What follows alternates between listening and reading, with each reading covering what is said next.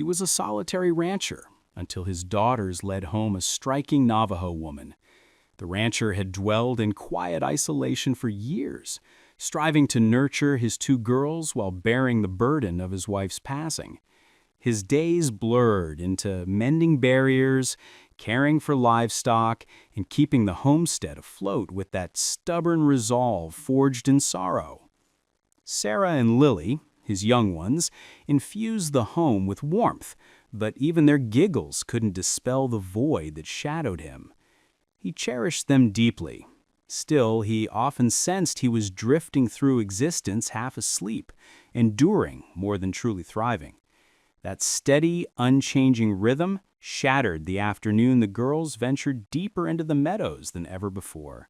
Sarah spotted it first. Something odd, vivid, intricate beadwork glinting amid the blades of grass. The sisters paused, uncovering a Navajo woman crouched by a pony that had faltered. She stood tall and resilient, with plaits cascading around her features and a quill tucked into her locks.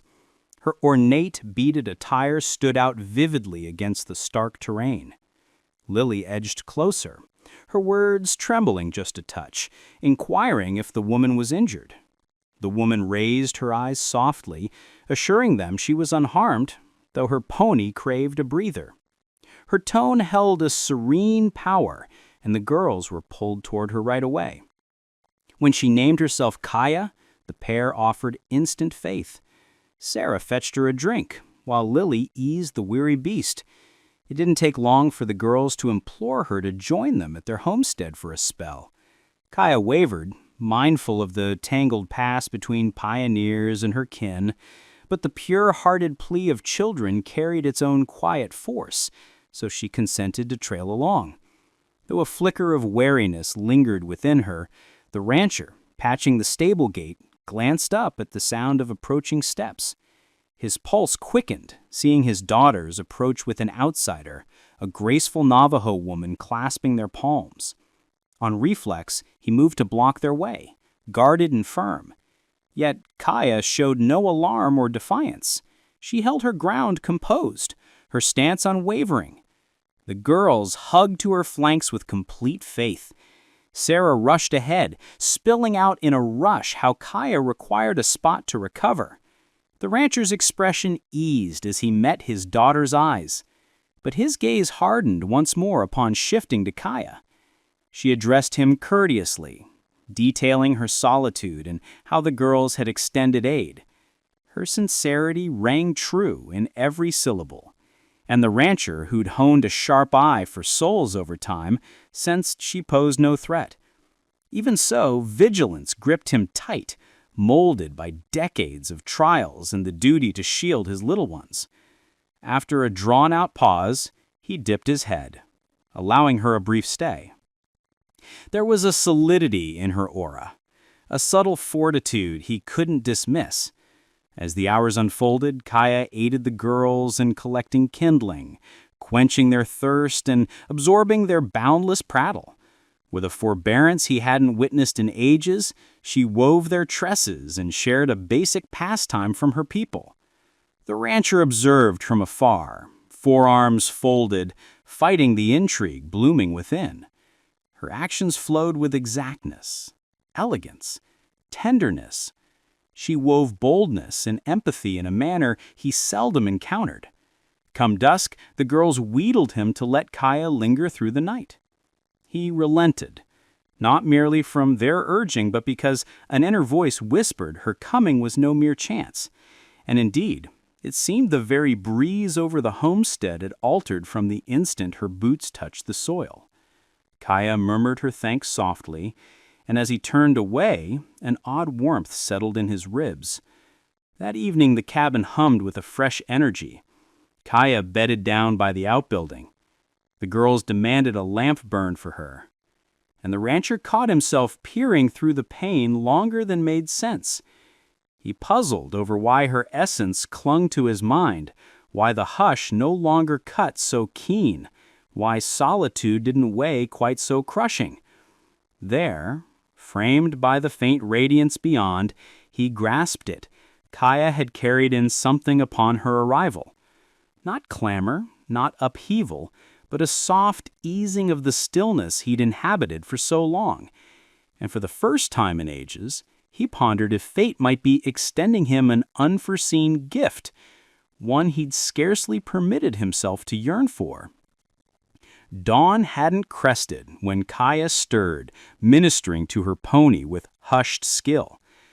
The rancher spied her from the casement as he readied the morning meal. She glided with intent, each motion serene and assured. His daughters roused shortly and dashed out, no second thoughts. Hailing her name, Kaya welcomed them warmly, smoothing their tousled manes into tidy plaits. Seeing her with them roused a profound stir in the rancher, one he grappled to name. Soon after, he drew near her with less reserve than yesterday. He queried her next path, if she lacked for supplies, if her pony would mend swiftly. Kaya replied forthrightly, no firm waypoint lay ahead, just a purpose. She sought ground where her dwindling band might root in tranquility. Her resolute struck me. She bore her legacy with poised grace, her speech candid, her aims transparent. Over the hours Kaya pitched in unbidden. She fixed a hinge on the henhouse, demonstrated to the girls spotting varied prints in the earth, and passed on modest beading crafts. The sisters were utterly captivated. Their poise swelled with each insight she imparted. When Sarah faltered, Kaya steadied her fingers kindly till triumph came. When Lily startled at the whisper of weeds, Kaya soothed her with a steady account of its source. Her endurance never wavered. The rancher caught himself gazing her way more planned. There was an anchoring quality to her nearness. She sought no accolade, yet every her deed held depth. He opened up about fragments of his world he seldom voiced, erecting the homestead, weathering storms, rearing the girls solo. Kaya attended with true curiosity, extending empathy over pity. She recounted tales from her folk, echoes of endurance, wisdom from her elders and the rights she treasured. In the midday light, the girls coaxed Kaya to lead them across the pasture to trail hares. The rancher trailed at a remove, noting how she navigated with muted assurance. How effortlessly the girls echoed her tranquil vibe. A subtle heat bloomed in his core, a sensation he'd barred for years. She wasn't supplanting a memory, she was quietly occupying a hollow he'd overlooked. As twilight approached, he astounded himself by bidding her join supper within the walls. She inclined her head, graciously, in assent. The fare was plain, yet the air thrummed anew. The girls chattered endlessly of her shared lore. Kaya savored it with a tender curve to her lips, and the rancher discovered his eyes lingering on her over the plate. The cabin pulsed with vitality once more, not boisterous, not frenzied, but inviting. Post-meal, Kaya slipped out to contemplate the constellations. The rancher fell in beside her wordlessly. They lingered side by side, words unneeded. For once the quiet soothed rather than stung. It wrapped them in ease. When she at last angled toward him, the lamp's gleam in her gaze, he glimpsed an enigma, a mirror to his buried ache, his tentative dream, something he deemed forever interred. In that hushed moment, clarity draped him like a balm. His daughters hadn't merely ushered in a wayfarer. They'd ushered in the promise of mending, of bonds, of tomorrows he'd resigned to dust. And for the first time in ages, the rancher stood unalone. If this yarn tugged at your soul, hitch up and sign on. More sagas like this are galloping your way before long.